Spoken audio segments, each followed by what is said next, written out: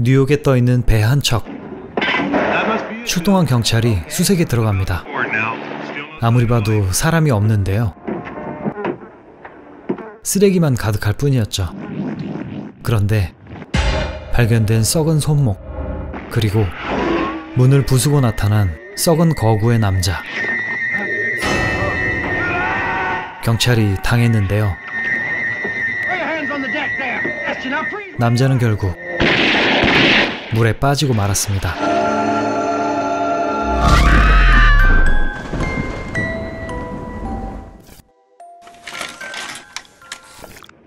신문사에선 솔깃한 사건이었기에 에이스 기자 웨스트에게 취재를 명합니다. 잘생긴 데다 지방까지 좋은 기자 웨스트.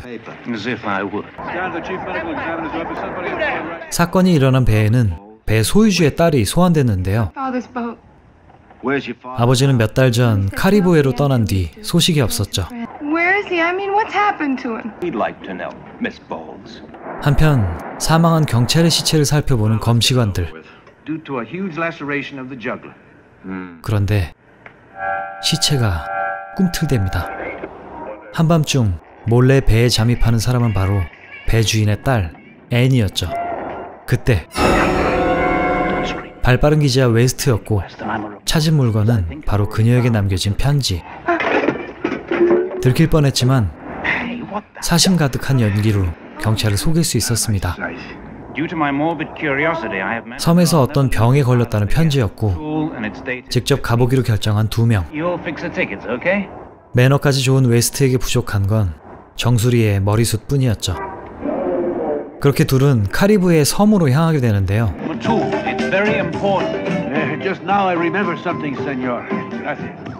휴가 중인 커플의 배에 신세를 지기로 합니다. 수연맨의 이름은 바로 헐. 그런데 깨림칙한 섬이라는 그곳. 하지만 거절하기엔 큰 돈이었습니다.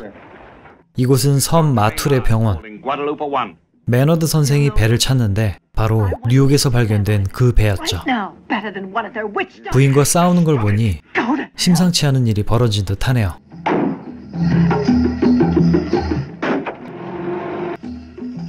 자신의 혈액으로 뭔가를 실험 중인 닥터 매너드. 한편 항해 중인 4명은 섬의 정확한 위치를 찾는 중이었는데요. 물놀이를 하겠다는 수잔. 팬티만 입고 있는 통에 편집이 쉽지 않았습니다. 그때 그녀에게 다가오는 무서운 어떤 상어. 위에선 드디어 섬을 찾은 듯한데요. 감히 수산물 상어 따위가 우리 수산을 공격하다니.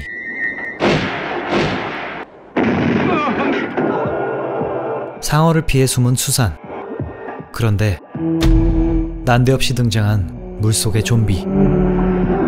그를 떨쳐냈는데요. 생각보다 쪼꼬미였던 상어와 한판 대결을 펼칩니다. 결국 한 입만에 성공한 좀비. 하지만 오는 게 있으면 가는 게 있는 법. 한 팔을 내주게 됐죠. 상상도 못할 광경을 과연 믿어줄까요?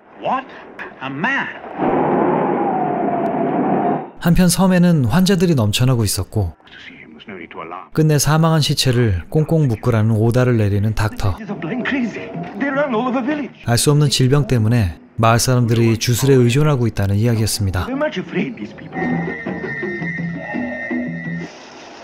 그리고 집에 있던 닥터 사모님에게 다가오는 그림자.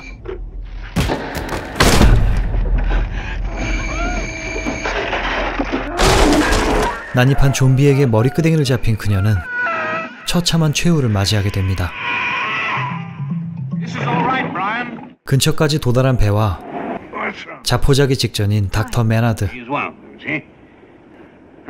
오다대로 꽁꽁 묶인 시체. 왜냐면 죽은 이들이 다시 움직였기 때문입니다. 해결 방법은 헤드샷이었고 그 뒤에 말끔히 태워야 했죠. 일단 위치를 알리는 웨스트 일행.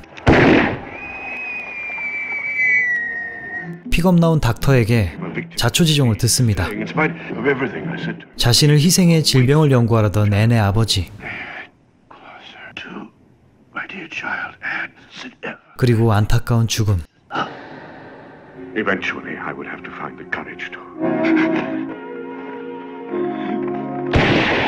뉴욕의 그 배는 Woken leave now. 편지를 전달하려던 거였긴 한데 우체국은 무너졌냐? Having to be killed the second time. You ever heard of voodoo? The Spanish conquistadors. 아무튼 이 좀비 사태의 원인은 아직 파악되지 않았죠. These zombies, but I'm. 주술이라는 원주민들의 믿음밖에. Doctor, something's happened to Mr. 그런데 또 사망자가 발생하고 After, and I'd be very grateful if. 부인을 부탁하는 닥터 매너드. 매너드 참 좋죠? 죄송합니다. What happened to your arm, Fritz? 철저히 사망자를 처리해왔음에도 좀비가 마을에 나타났다니 큰일입니다.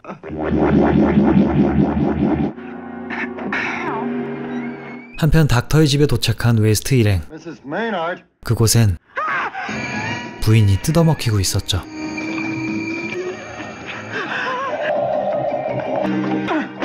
얼른 도망쳐 나오는 4명.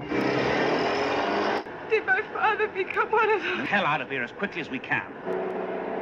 어느새 닥터는 헤드샷 고인물이 되어 있었습니다. 그때 좀비를 피하다 차와 함께 웨스트의 발목이 작살났는데요. 온 섬에 부두술 음악이 울려 퍼지고 있었습니다. Go any further. We'll take a quick flight. 5분간 휴식하시랍니다를 외친 그때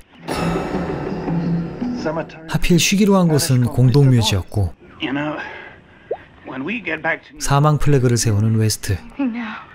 그리고 이 와중에 키스. 하지만 살아난 시체들에게 응징을 당하는데요. 땅에서 꿈틀대며 일어나는 썩어버린 시체들. 그렇게 수잔이 사망하고 허망한 복수를 행합니다.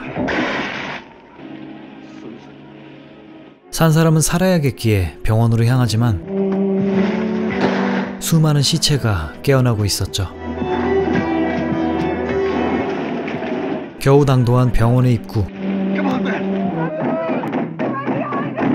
좀비들도 모여들고 있었습니다. they're coming back to life. They're everywhere. By the disciplines. 다방면으로 실험해봤지만 이해할 수 없는 현상. Nothing fits. 정말 주술 때문인 걸까요? 2 drums of kerosene in the sacristy. 일단 출입구를 막고 대응할 무기를 준비합니다. 그런데 내부 시체까진 생각 못했던 닥터.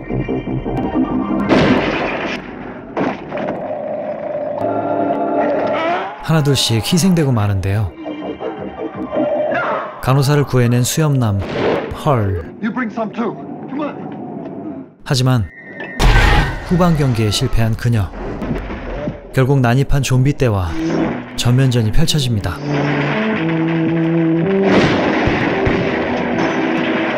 대치 끝에 도망치던 웨스트 일행. 그런데 좀비가 되어 나타난 수산. 그리고 Sooner west. 다음날 아침 생존자들은 배에 올랐습니다. Save me. 물린 헐도 함께였는데요. 간호를 해보지만 결국 He's dead. Take him back with us to the States. He's the 증거 보존을 위해 시체를 데려간다는 묻힌 판단.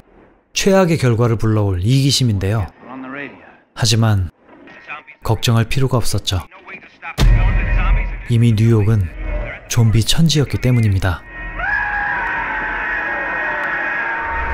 1979년작 좀비2 시체들의 섬이었습니다. 이탈리아 공포영화의 대부 루치오 풀치 감독의 작품인데요. 초반 신문사의 편집장 역으로 깜짝 등장하기도 했죠. 사실 이 영화는 제목의 계보부터 따져봐야 합니다. 좀비 영화의 창시자 조지 로메로 감독의 살아있는 시체 시리즈로 올라가는데요. 1968년 흑백 영화 살아있는 시체들의 밤이 공전의 히트를 치게 되었고 10년 후 1978년 속편 시체들의 새벽이 제작되죠. 이 영화는 이태리로 넘어가는데 원작의 매니아이자 시체들의 새벽 제작자 중 한 명이었던 다리오 아르젠토 아르젠토 감독이 자신의 버전으로 재편집을 합니다. 그리고 좀비라는 제목으로 개봉해 큰 히트를 치게 되죠. 대박을 쳐버린 이 좀비, 마침 제작 중이던 이 루치오 풀치 감독의 영화는 흥행 성적에 무임승차하려는 제작자들의 의도 때문에 좀비2로 개봉하게 된 겁니다. 시체들의 새벽 개봉 이전에 시나리오가 완성된 상태였기 때문에 급조한 아류작도 아니고 실제 내용상으로는 관련이 없는데요. 아류작으로 오해받게 된 루치오 풀치 감독이나 의도하지 않게 좀비의 후속작을 보게 된 다리오 아르젠토 감독 또한 기분이가 매우 좋지 않았다고 합니다. 역시 이번에도 최악의 빌런은